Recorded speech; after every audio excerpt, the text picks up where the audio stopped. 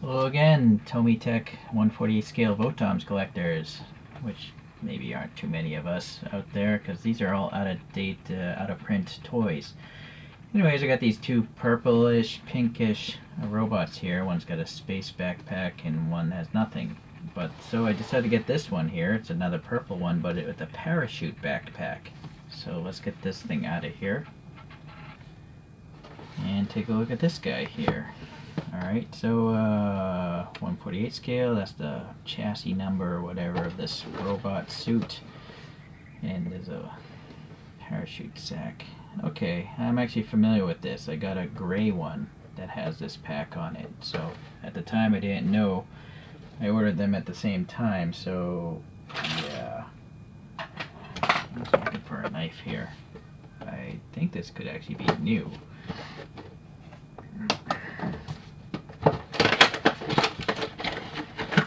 This is number AG-V02, so it's only the second Actic gear. So it's got to be pretty old.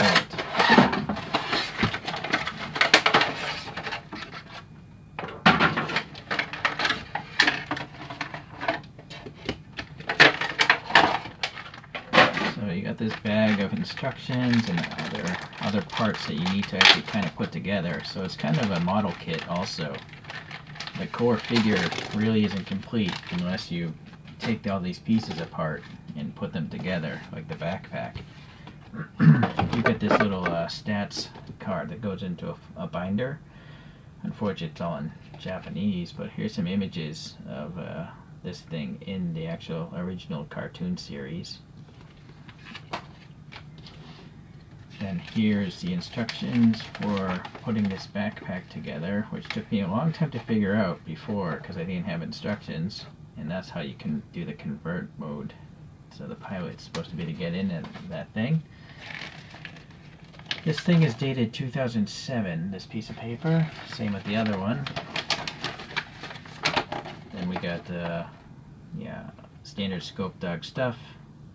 It's showing a couple other models that are available, and blank on the back. A little name card you can fold into a triangle. Alright, so standard articulation, I'll show you it's easier without all the extra parts, but these little reticles here, they do rotate, so that's neat. Sorry, why is it so hard? What's going on? Yeah, there we go, green. Yeah, there's some sort of tightness right there, but it does rotate. And it also slides. Well, it's supposed to slide in this slot. There we go. Yeah, so it slides left and right. Then the visor goes up and down, so you see the pilot inside that opening. The antenna here will pivot independently of the visor, and then the head also rotates. So then if you pull the back of this hatch upwards, you'll see it clears the hinge. And so you have a decent amount of detail on the inside of this thing, and you'd have a pilot figure go in there. So that's amazing, I think, for something this small. And it's basically because it's made of plastic. You can get such details out of plastic.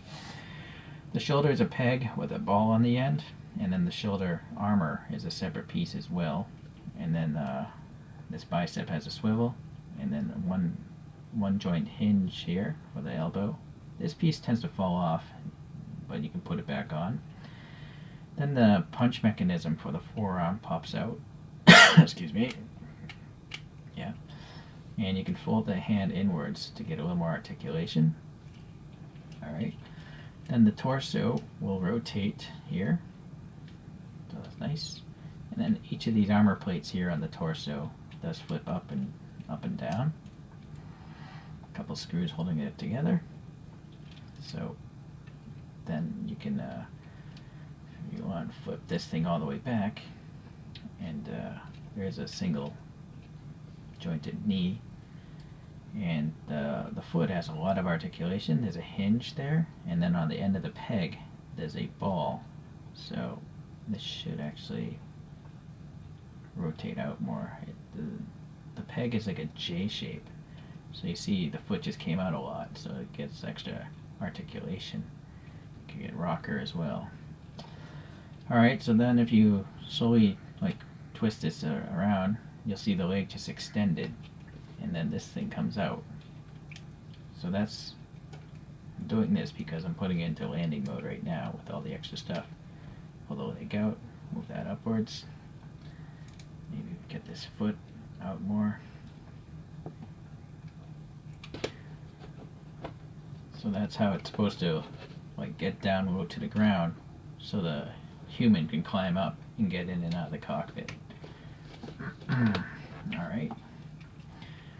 So putting that back, just slide that in. Wiggle a bit. Okay. Same here, slide that in. You'll see there's a Phillips screw holding that knee joint together.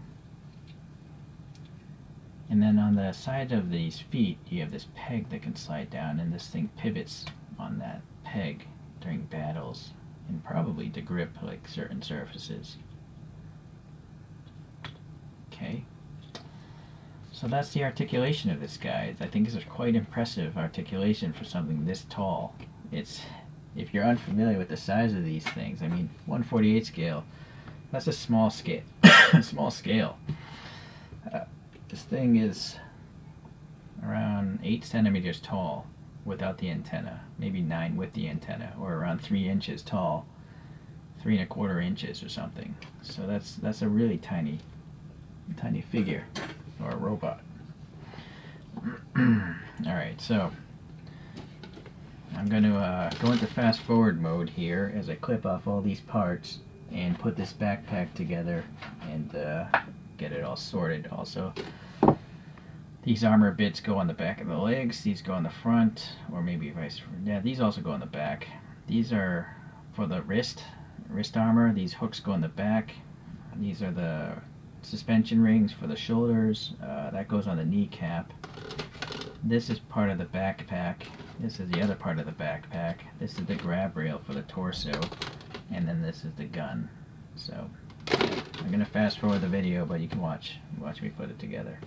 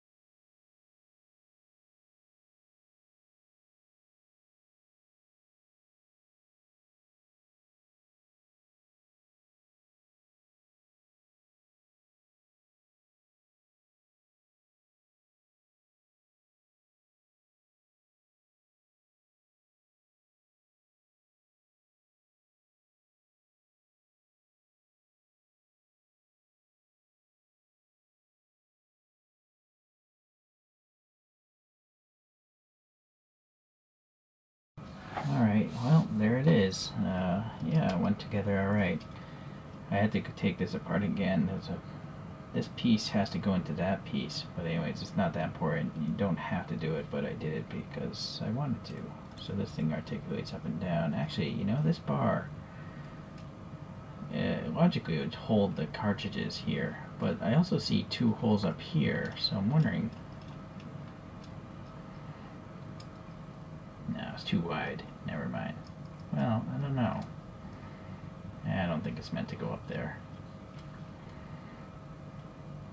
Yeah, so I think this bar is meant to hold those things from falling out.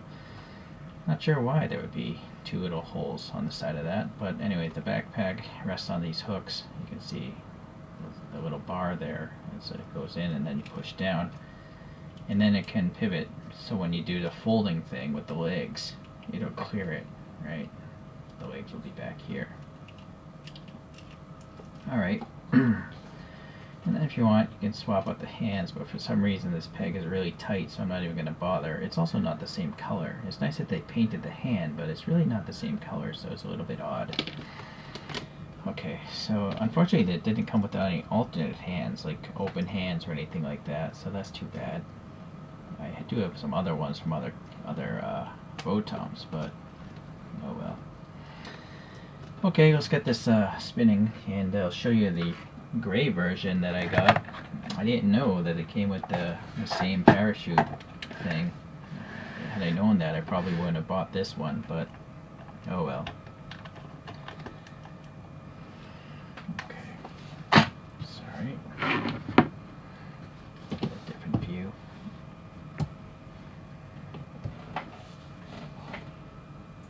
So here's the gray one, where I did swap out the identical gun, and it has, you'll see, the actual pack is the same. You'll see here there's a gap here because that bar is supposed to actually tie into that bottom piece. Maybe I'll separate it later, but not right now. So this is called a, whoops, sorry. Here's one in the crouching position. And that's got some auxiliary guns and a backpack with ammo in it. This scope dog is called a marshy dog. You know what? Sorry, this is spinning too fast. It always defaults to the fastest setting, which doesn't make sense. It should start at the slowest setting, right? What if there's something really delicate on this thing? It starts in the fastest setting? That's poor programming. That's a marshy dog. It's meant for aquatic adventures. And then this one is called a brutish dog, and it has a machine gun for a hand, so I think that thing's awesome. Oh, sorry. And it's got wheels in the pack. This has wheels on the side. Those two have spikes. These three have spikes, actually. So variations going on. I would say that these two are identical. This is called the Odon Research Scope Dog, and so this is the one the parachute sack. So the same mold. So if you want to save some money, you only need to get either the Odon or the parachute sack one if you're looking for that backpack. They seem to have the same gun as well. So yeah, you see the gun, identical. Okay, well anyways, it's still a pretty cool looking VOTOMs. Most VOTOMs scope dogs are green, but obviously a little purple is nice.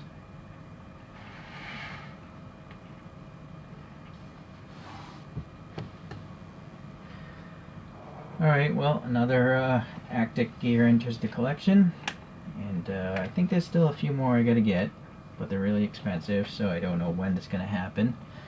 But when it does, you can bet I'll put a video out on it. So thanks for tuning in today, and hopefully I'll see you again in the future. Bye now.